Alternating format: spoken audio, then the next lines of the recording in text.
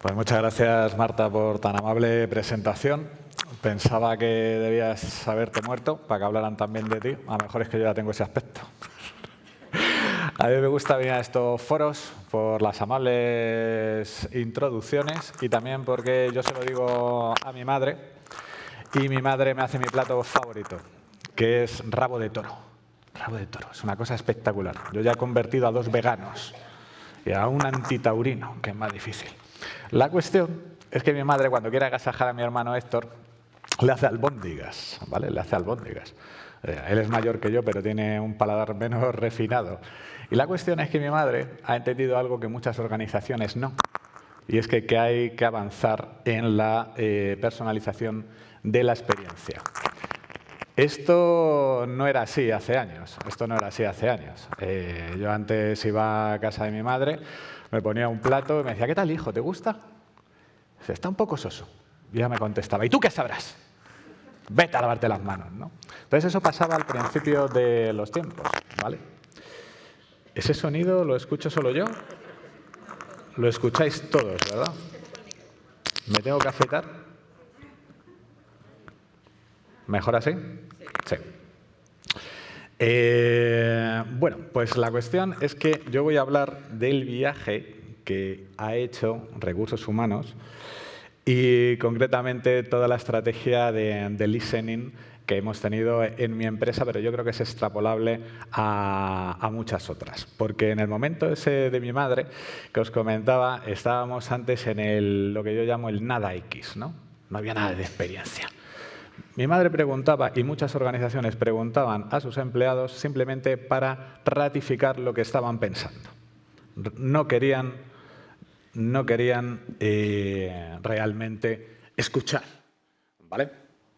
En esa época, al principio, el origen de los tiempos, había estudios que se llamaban de satisfacción laboral o de clima laboral, en el que encontrábamos cuestionarios de este tipo, en papel, ¿vale? Esta fue mi primera experiencia con el proyecto.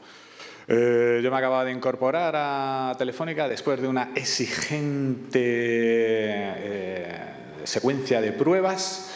Yo era un universitario muy brillante y me dieron un trabajo a mi altura, abrir sobres, ¿vale? Imaginaros 40.000 participantes, como un 35% de participación, echar cálculos.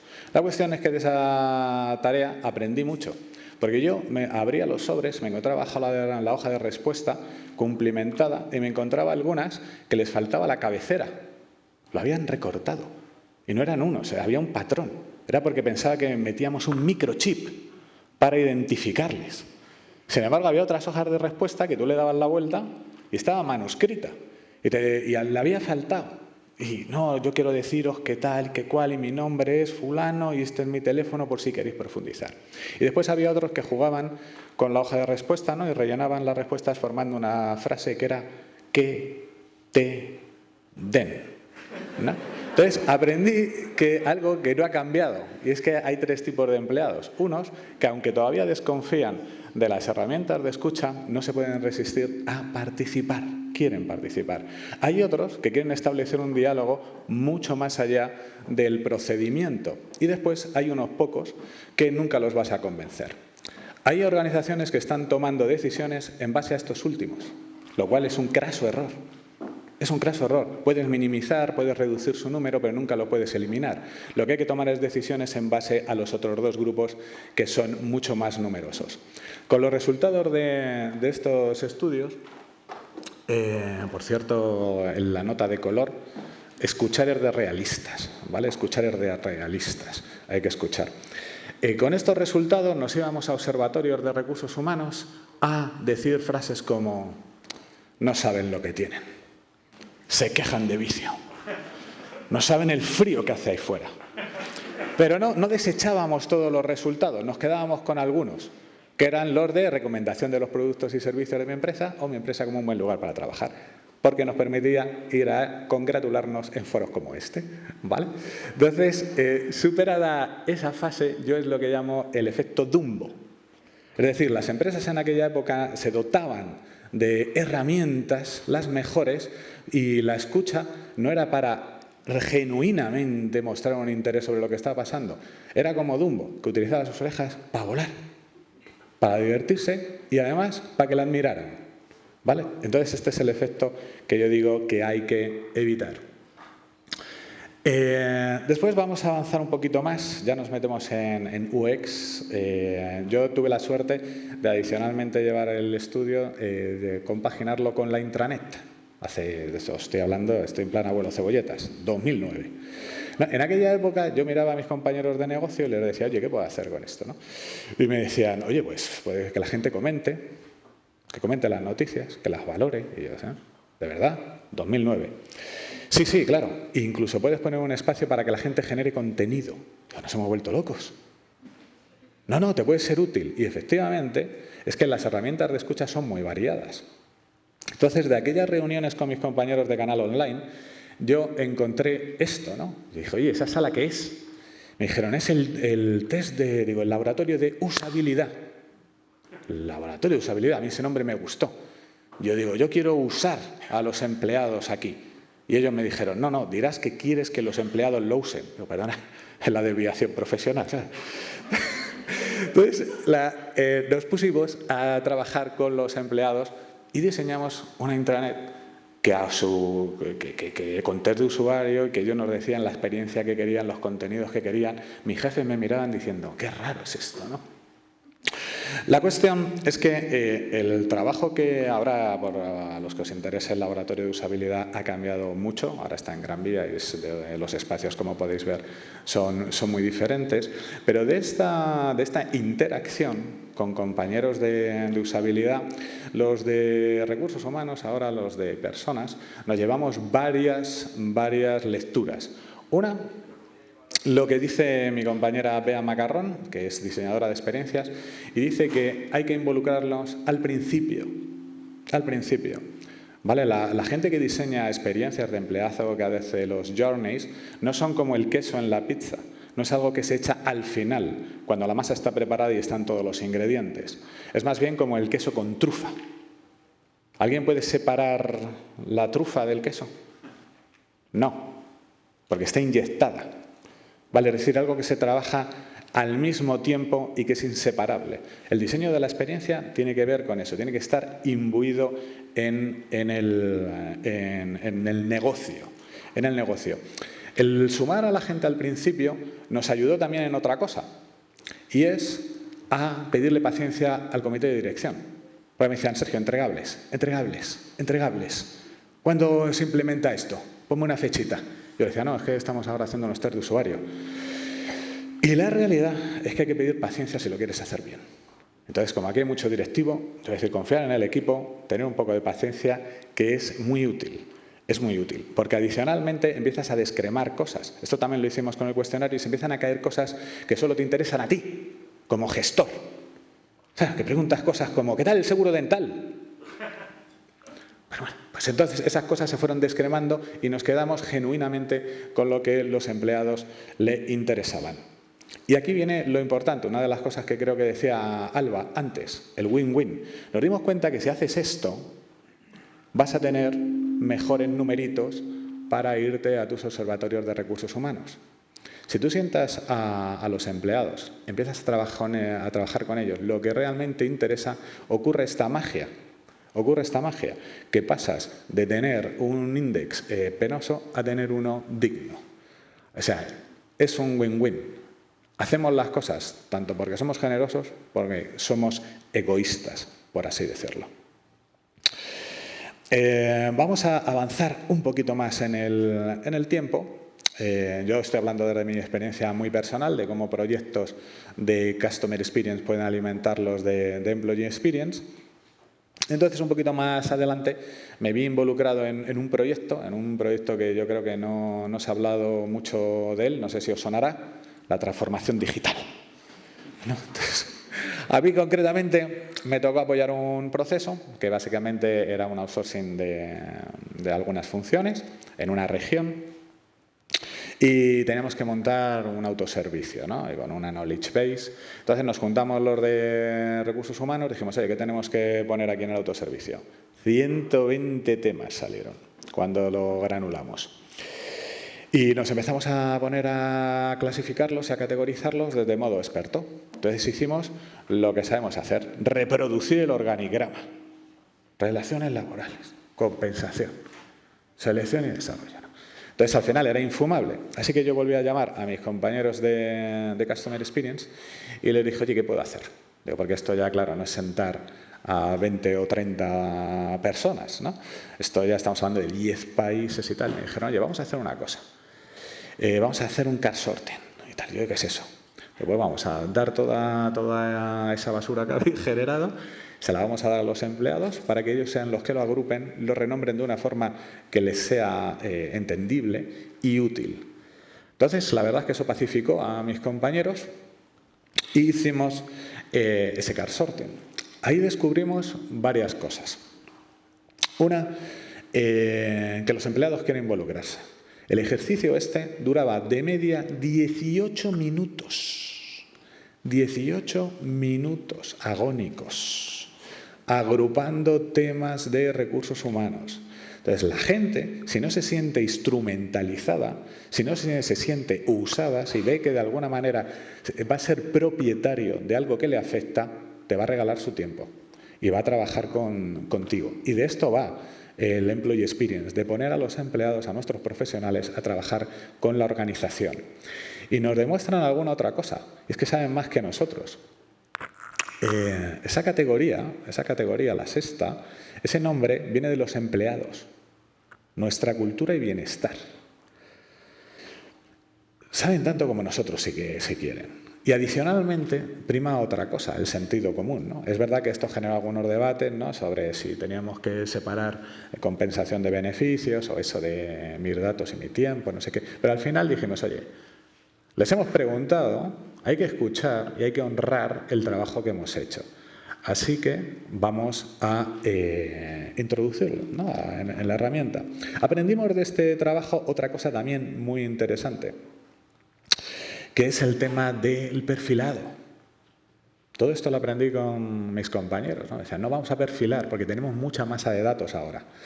Entonces, vamos a crear arquetipos. Claro, a mí me daban los ojos vueltas, ¿no?, para atrás, ¿no? Si me lo habían dado 5 años antes con lo de prototipar y este tipo de cosas. Arquetipos, sí. Había algunos muy obvios, como por ejemplo el tema de la nacionalidad. A ver, era HISPAN, podíamos haber ido a un único tipo de español. Hubiera sido lo cómodo, ¿no?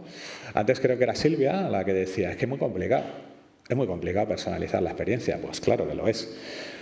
Pero si tienes un poco de tiempo, se pueden hacer cosas así. Es mucho más trabajo, pero es verdad que si yo voy a tener a miles de personas más contentas, van a usar más la herramienta que al final me van a medir a mí, pues es un ejercicio que hay que hacer. Una de las conclusiones de este proyecto fue que difícilmente se le puede dar el gusto a todo el mundo. O sea, te puedes complicar la vida, pero hasta cierto límite, ¿no?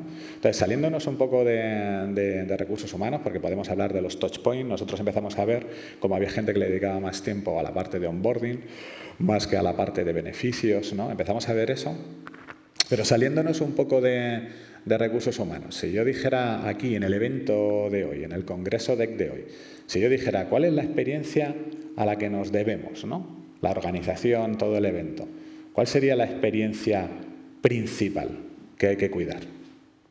¿Cuál sería? La del asistente, ¿no?, la del participante. ¿Sí? Claro, yo me pregunto, ¿y la mía qué? Claro, que yo he venido aquí violando uno de mis principios de toda mi vida, que es no hacer nada gratis. Y sin embargo, lo he hecho. No, entonces Nanes me dijo, no te preocupes. Y buscó un driver de mi motivación. Dijo, va a haber mini bollería, me dijo. Y dije, vale. Entonces, lo que quería decir con esto es que no se puede garantizar una experiencia ideal al 100% de los stakeholders. Hay que priorizar, hay que tener una jerarquía de experiencias y en la medida de lo posible darle a cada cual lo que se pueda, ¿vale? Pero fue un proyecto muy, muy relevante. En este último punto, ya nos empezamos a despedir de pedirle a los compañeros de Customer Experience que nos apoyen en nuestros proyectos de personas y empezamos a generar nuestra propia metodología. Así que en este punto, y como está mi compañera Fuensanta, que es la responsable de Customer Experience en la sala, pues darle las gracias por todo el asesoramiento que nos han dado y sobre todo por marcar una pauta que es la de un posicionamiento de empresa, no solo ante el cliente, sino ante nuestros profesionales, como una empresa que quiere generar confianza a través de dar una experiencia memorable. Entonces, en esta parte ya empezamos a integrar en el equipo de personas capacidades de diseño de experiencias. Nosotros ya tenemos dentro del equipo de People diseñadores de experiencias. Fuimos al mercado a buscar ese tipo de perfiles que no teníamos. Estamos formando a más que eran capaces de definir journeys y trabajarlo de una forma diferente. Uno de los trabajos de los que me siento más orgulloso, estamos haciendo referencia a los últimos 18 meses. Entonces, hemos cambiado totalmente la estrategia de listening. Como podéis ver aquí, durante el año pasado estuvimos midiendo, dependiendo de las olas, la percepción de nuestros empleados, ¿no? Curiosamente, antes han comentado, creo que era Jesús, el tema de si variaba de un momento a otro. Nosotros conseguimos el NPS más alto en la parte de confinamiento. No solo es porque la gente pudiera comprobar que la empresa genuinamente se preocupaba por su cuidado, sino porque al mismo tiempo que capturábamos sus problemas domésticos, ese tipo de cosas, empezábamos a dar soluciones, ¿no? Y nos ayudó incluso a anticipar. En ese sentido, rompimos dos paradigmas. Uno era el de la fatiga de encuesta.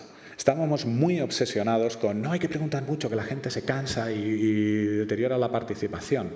Si la gente ve que haces cosas y que hay una devolución, se puede preguntar tanto como se quiera.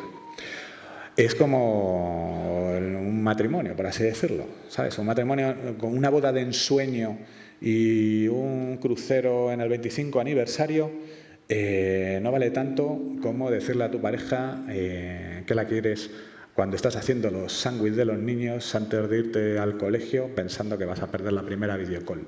La relación se construye con lo segundo, no con grandes momentos.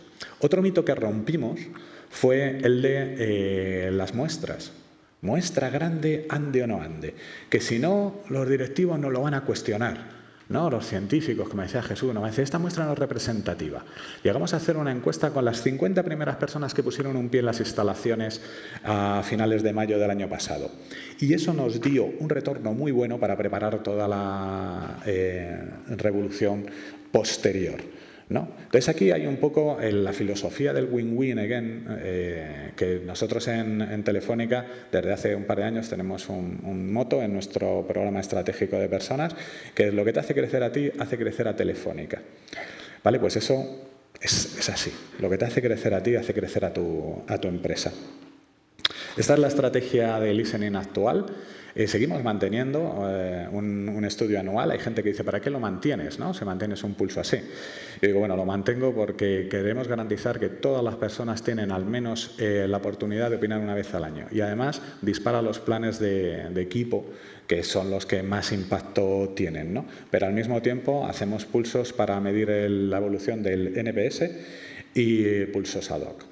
Entonces, esto lo vais a tener en la documentación que os van a entregar, así que Yoda sí utiliza sus orejas para todo lo correcto, para entender, aprender y tomar acciones. Así que nada más, yo me despido, podría recapitular diciendo rabo de toro, queso con trufa, menos Dumbo y más Yoda, pero simplemente deciros, mirar a vuestro alrededor, hay profesionales de otras disciplinas que también tienen el objetivo de dar una experiencia memorable.